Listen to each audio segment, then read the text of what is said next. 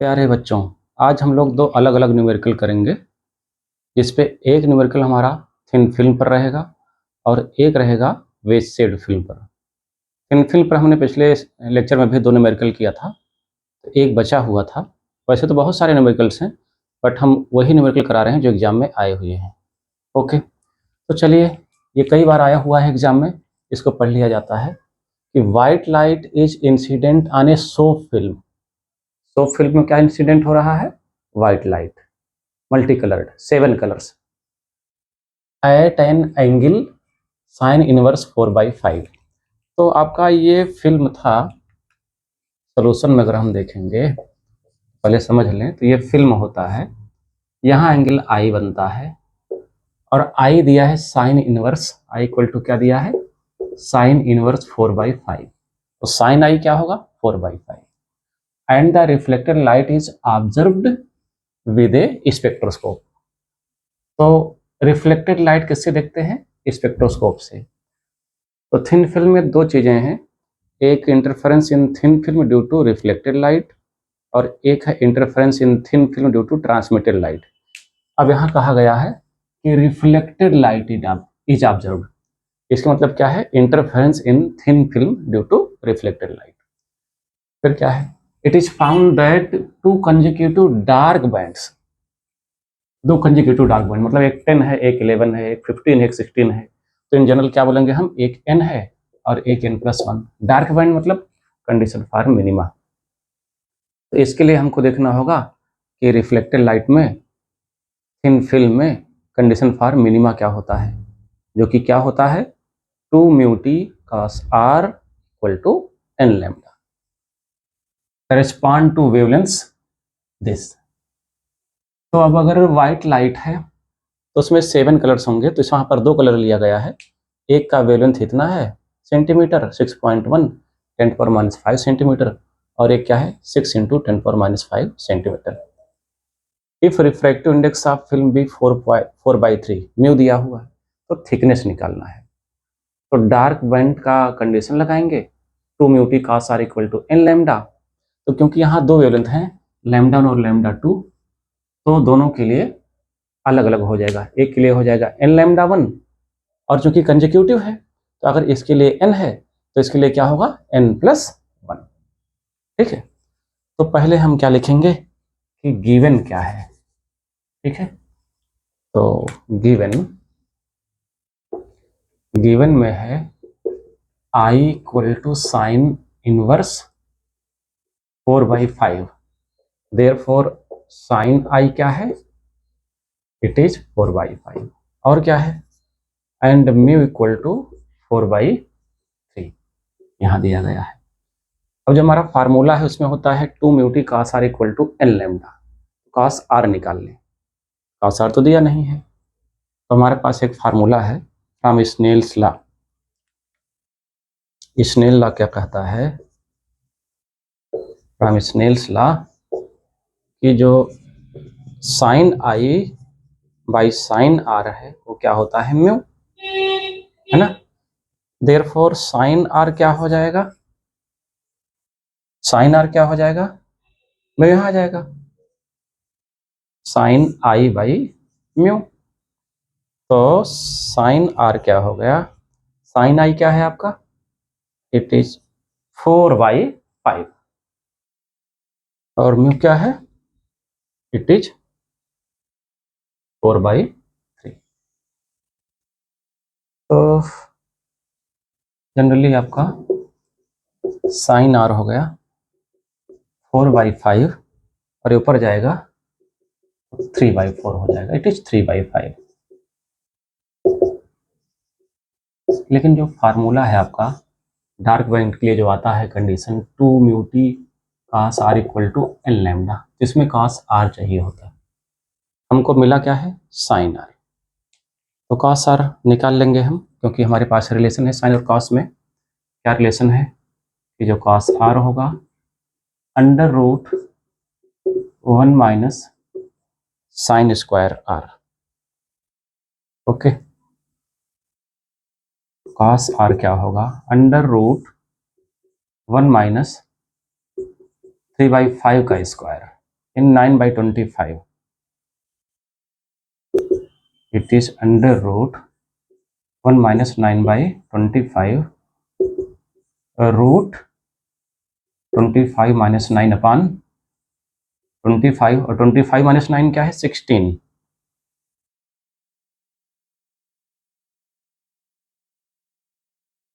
और 16 का रूट 4, 25 का रूट क्या है 5, cos r क्या हो गया आपका 4/5।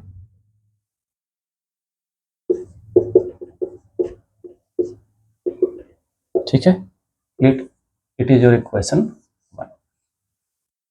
तो अब हमारे पास cos r की वैल्यू मिल गई, म्यू है, दो वैल्यूज हैं λ1 और λ2, तो दोनों से हम n की वैल्यू निकाल लें और किसी एक इक्वेशन में रखें तो हमारा थिकनेस t मिल जाएगा। तो since condition for minima in thin film due to reflected light is, since condition for minima in thin film due to reflected light is, क्या कंडीशन है 2 mu T cos r equal to n lambda. ये है, तो given अब हमारे पास दो वैलेंथ है, इसका nth इसके n+1 से कोइंसाइड करता है, तो गिवन λ1 क्या है 6.1 10⁻⁻⁻⁵ सेंटीमीटर, और λ2 क्या है 6 इंटू 10⁻⁵ सेंटीमीटर। तो as nth dark band of λ1, conjugative लिखा है ना, मतलब अगर λ1 का nth है तो λ2 का क्या होगा n+1th, है ना, of λ1 corresponds to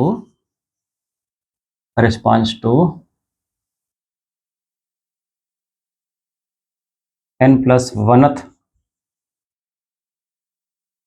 dark band of λ2। तो देयरफॉर फॉर λ1 इक्वेशन क्या हो जाएगा, यहाँ पर n λ1 रखेंगे और λ2 के लिए क्या होगा, यहाँ पर बस यहीं पर n+1 λ2 रखेंगे। ओके, इसको नोट कर लिया है, आगे चलें, ये स्क्रीनशॉट ले लीजिए। चलिए हम रफ करते हैं।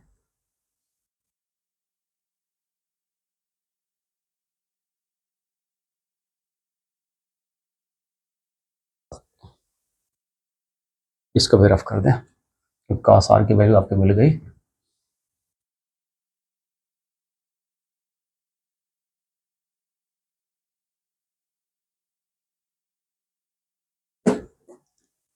ठीक, तो देयरफॉर फॉर λ1 इक्वेशन 2 बिकम्स, क्या होगा भैया 2 म्यू टी, फिल्म वही है, रिफ्रैक्टिव इंडेक्स वही, थिकनेस वही, एंगल ऑफ रिफ्रैक्शन वही, बस ऑर्डर अलग है और वेवलेंथ अलग है, n λ1 हो गए। एंड फॉर λ2 इक्वेशन 2 बिकम्स, क्या हो जाएगा, फिल्म वही है तो म्यू वही, थिकनेस वही, cos r वही, है ना, ये n+1 λ2। n+1 क्यों, क्योंकि कंजेक्यूटिव है। तो कंपेयरिंग 2 and 3, कंपेयरिंग 2 and 3 क्या होगा, नो 3 and इक्वेशन 4 हो गया आपका। कंपेयरिंग 3 and 4, दोनों के LHS सेम है तो RHS भी क्या हो जाएंगे सेम हो जाएंगे। So you will get n lambda 1 equal to n plus 1 lambda 2, यानी ये हो गया n lambda 1 equal to n lambda 2 plus lambda 2, ये इधर आएगा तो माइनस हो जाएगा, n कॉमन हो गया, तो lambda 1 minus lambda 2 equal to lambda 2। तो फाइनली n की वैल्यू क्या निकली आपको? Lambda 2 upon lambda 1 minus lambda 2, equation 5। अब ध्यान से देखेंगे, थिकनेस निकालना है तो थिकनेस यहाँ से भी निकल जाएगा, यहाँ से भी निकल आएगा। यहाँ n है तो डायरेक्ट n की वैल्यू पुट करेंगे, यहाँ n प्लस 1 भी निकालना पड़ेगा, तो ज़्यादा लफड़े में नहीं पड़ेंगे। बस इसी इक्वेशन में हम n की वैल्यू पुट करें, कॉस आर मिल ही गया है, म्यू पता है ना, लैम्डा 1 लैम्डा 2 पता ही है, तो आराम से हम वैल्यूज पुट करके, ठीक है, आंसर अपना निकाल लेंगे सम्मानपूर्वक। ओके, तो चलो इधर रफ करता हूँ, उधर आप देखें, समझें, नोट करें।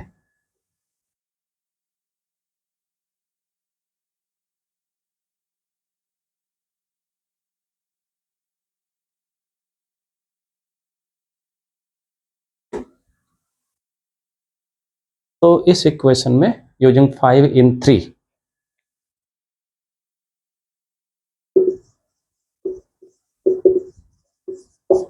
यहाँ n की वैल्यू पुट कर दो, you will get 2 mu t, no, हाँ ठीक, 5 in 3, 2 mu T cos r equal to n की जगह पे क्या है, यहाँ n है, यहाँ क्या है, lambda 2 lambda 1 upon lambda 1 minus lambda 2। आपको चाहिए क्या?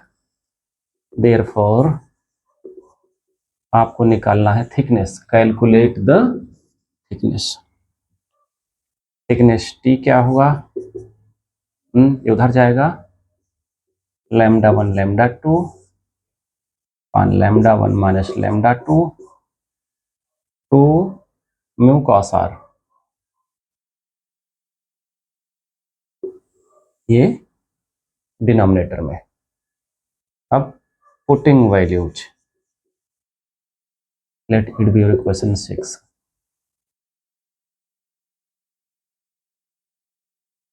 तो क्या हो गया थिकनेस आपका, 3 इक्वल टू लैम्डा 1 क्या है आपका, ये इतना है 6.1 10 पावर माइनस 5, लैम्डा 2 क्या है आपका 6 into 10 power minus 5 upon lambda 1 minus lambda 2, 6.1 10 power minus 5 minus 6 into 10 power minus 5 into 2, mu मतलब 4/3, म्यू क्या 4/3, कॉस आर क्या है, निकला था 4/5,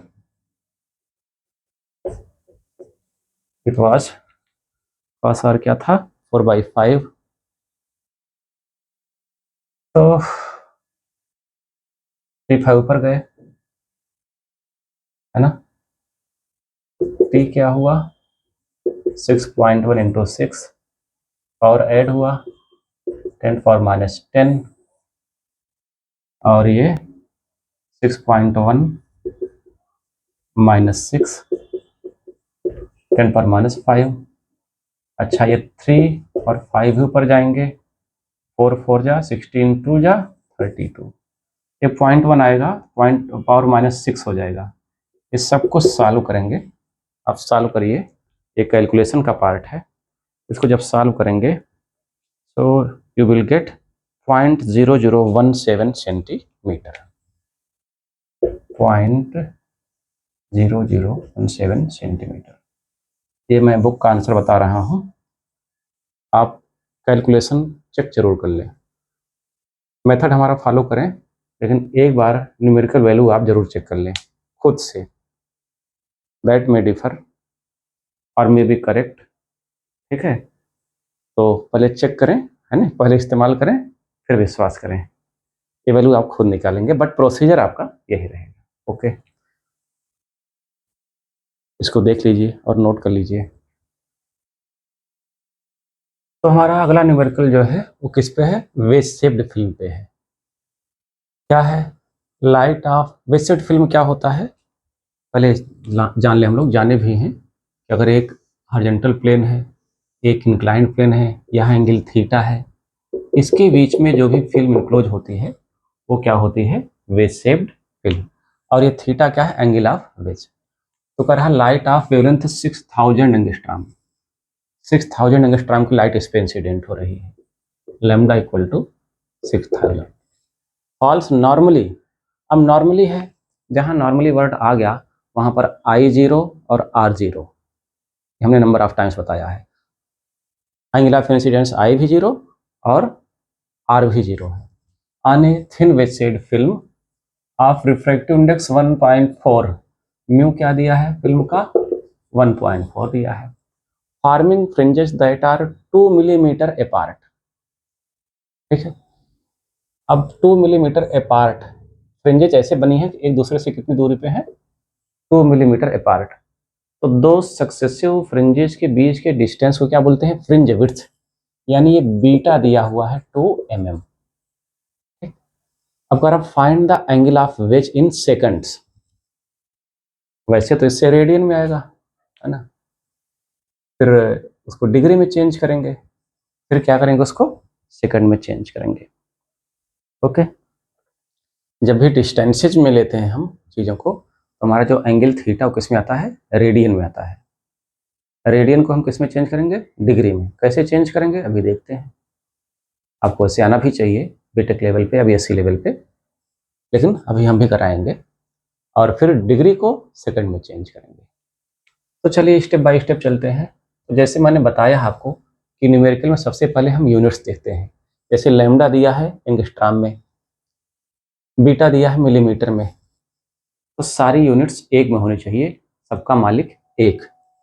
इसको मिलीमीटर में चेंज कर लो, है ना, और इसको मिलीमीटर में रहने दो, या दोनों को सेंटीमीटर में चेंज कर लो, गिवन। चलो इसको हम मिलीमीटर में ही चेंज कर लेते हैं, उसको ऐसे रन देते हैं, इसको ऐसे रन देते हैं। तो given lambda equal to 6000 angstrom. Millimetre में अगर चेंज करेंगे तो 6000 10⁻⁷ -10 होता है, मीटर में आ गया, और -7 में मिलीमीटर, हाँ -8 में सेंटीमीटर है। तो लैम्डा हुआ 6 × 10⁻⁴ मिलीमीटर, और बीटा है 2 मिलीमीटर। म्यू दिया हुआ है, म्यू इज 1.4। तो since fringe width in wedge shaped film, fringe width हमको फार्मूला हमको बताना चाहिए, इन वेज शेप्ड फिल्म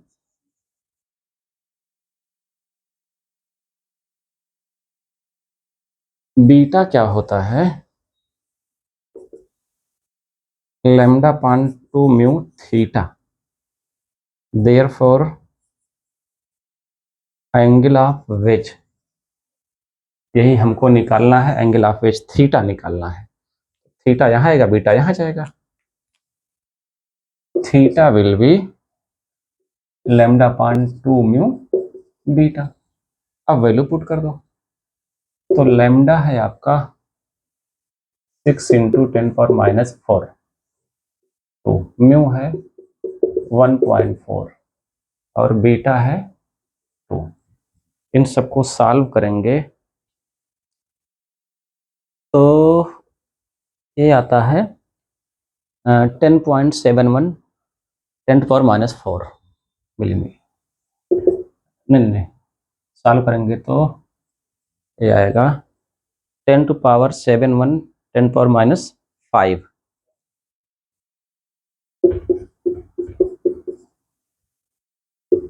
ये रेडियन में है ना, ये किस में है? रेडियन में है। अब इसको डिग्री में चेंज करेंगे, तो डिग्री में कैसे चेंज करते हैं रेडियन को? आपको पता होना चाहिए कि जो रेडियन है उसको 180/पाई से डिवाइड कर, क्योंकि पाई रेडियन है और 180 डिग्री है, दोनों की वैल्यू वही इतनी है, दोनों की वैल्यू उतनी ही होती है। पाई रेडियन में है, 180 क्या है, डिग्री में है, तो रेडियन रेडियन कट जाएगा, क्या बचेगा, डिग्री बचेगा। तो इस सबको सॉल्व करने के बाद जो आपका थीटा आएगा डिग्री में जो आएगा 0.0061 डिग्री, 0.0061 डिग्री। लेकिन पाना किस में है, सेकंड में, तो सेकंड में कैसे चेंज होगा, 1 डिग्री में 60 मिनट्स और 1 मिनट में 60 सेकेंड्स। तो 2 बार इसको मल्टीप्लाई करना होगा, एक बार मल्टीप्लाई किया 60 से तो मिनट में हो गया, दोबारा मल्टीप्लाई किया तो किस में हो गया, सेकंड में। ठीक है, तो इसको निकालने के बाद जो आ रहा आपका 21.96 सेकंड, 96 सेकंड को ऐसे भी लिख सकते हैं, या अगर आपकी आत्मा चिंगाड़े तो 21.96 सेकंड ऐसे लिख दीजिए। ठीक है, दोनों प्रोसीजर हैं, बट एक बार खुद भी सॉल्व करके देखेंगे वैल्यू कितनी आ रही है, वैल्यू रखेंगे ऐसे, क्वेश्चन करेंगे ऐसे। ओके, तो आज यही तरह देते हैं। अब न्यूमेरिकल का दौर शुरू होगा न्यूटन्स रिंग्स पे। अब हम लोग न्यूमेरिकल करेंगे किस पर, न्यूटन्स रिंग्स पे करेंगे। Okay, all the best.